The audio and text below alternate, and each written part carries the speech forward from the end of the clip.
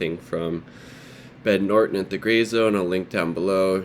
As you can see, the title is Twitter partners with UK government-backed CIA-linked Reuters to censor alternative views.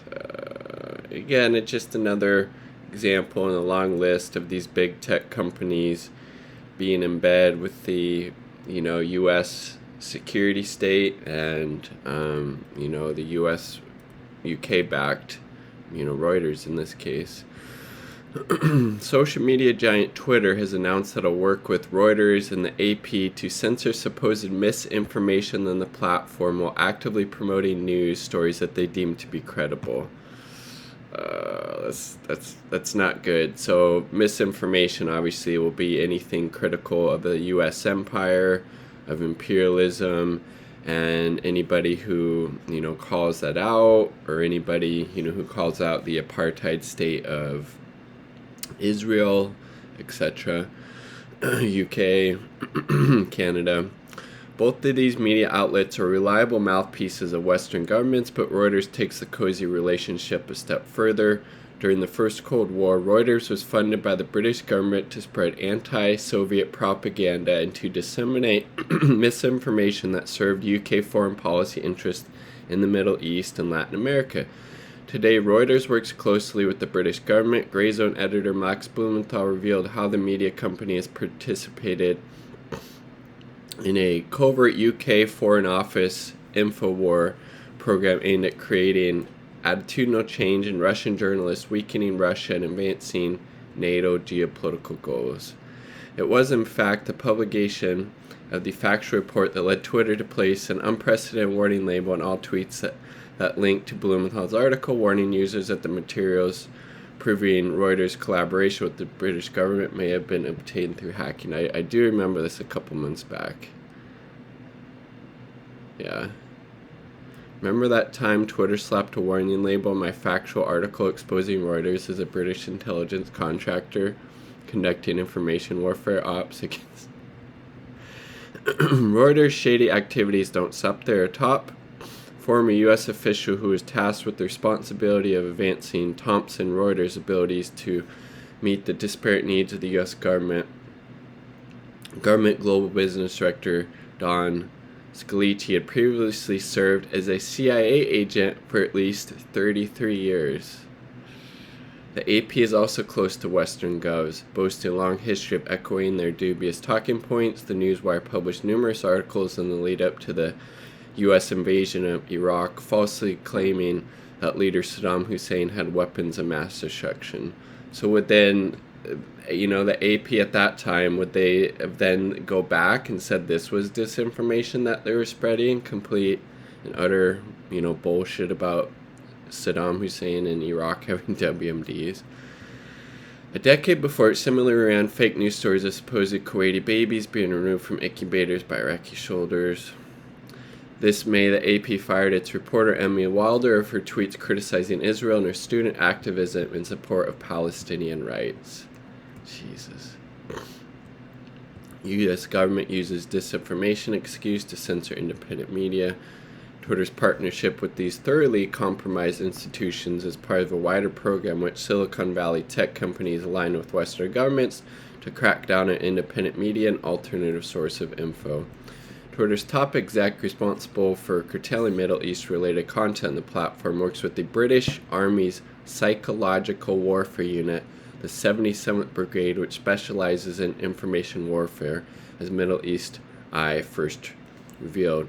The supposed threat of disinformation or misinformation has become a key pretext for censoring independent news outlets. Hawkish government-funded think tanks in Washington have seized talking points to justify deplatforming and silencing voices that challenge Western corporate and foreign policy interests.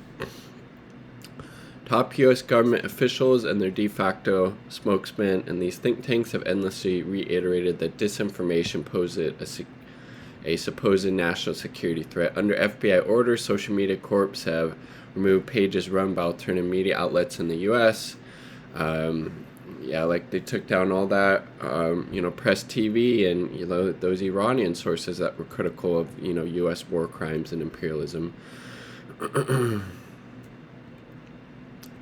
Twitter's lying to you. Google, which owns YouTube, Facebook, which owns Instagram, and Twitter, collaborated with Western governments to censor accounts run by citizen journalists in Venezuela, Iran, Syria, Russia, China, and other countries targeted by Washington for regime change and destabilization. I'm sure they must have been spreading a whole lot of, disinformation, right? Transparent hypocrisy of Silicon Valley Corp teaming up with compromised media outlets to censor independent voices was clearly demonstrated when Facebook brought on the neocon website The Weekly Standard to serve as fact-checker. Founded by the pro-war lobbyist Bill Kristol, The Weekly Standard was branded neocon Bible for publishing fake news to sell the Iraq War and advancing maximalist U.S. foreign policy goals. Another unaccountable big tech conglomerate, Wikipedia, and its corporate-backed Wikimedia Foundation lists the Weekly Standard as a reliable source on par with top newspapers, while allowing a corduroy politically motivated editors to blacklist the gray zone. While the backing of increasingly authoritarian Western govs, these big tech institutions have waged a systematic war on freedom of the press and speech, censoring alternative viewpoints, especially when they challenge Washington's bipartisan foreign policy interests. Cold War propaganda, of course. Britain secretly funded Reuters in the 1960s and 70s. Jesus. Anti-Soviet propaganda.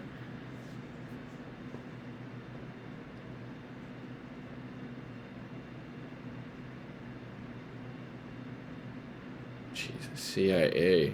God damn, man. And so these people have worked for the CIA before, and now they're gonna tell the U.S. government what is disinformation.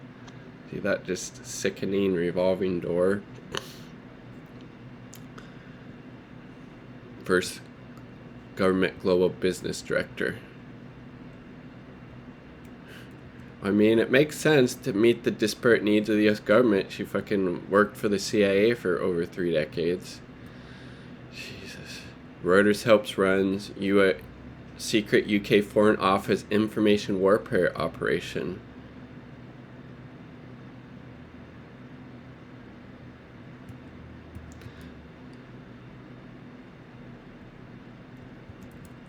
Yeah.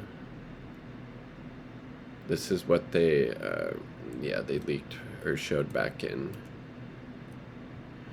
March, I think, or February, yeah.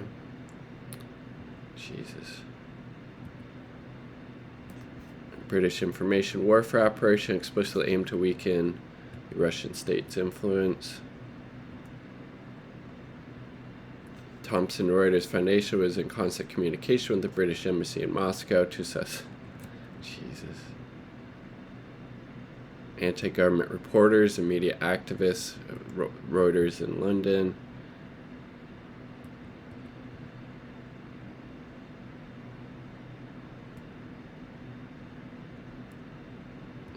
He's just coming.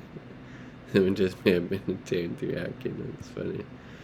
Damn. So that's from Ben Norton at the Gray Zone.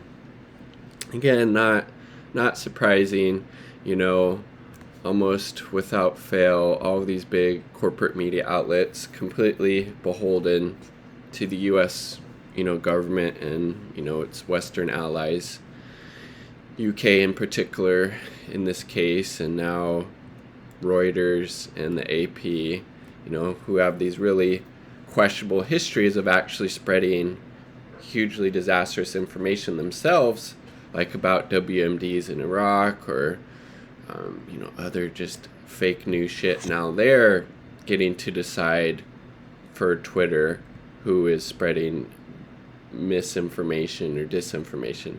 And that's not good for anybody who's critical of, U.S. imperialism, U.S. aggression abroad. It's not good. It's not good. It's always going to be used on, people who call out the U.S. empire and the horrors of it. And we'll probably see more censorship as a result of this, and that's not good. Like the video if you like the damn video. Subscribe for more content. Share. share widely, become a patron if you're so inclined. All power to the people. Peace. Much love.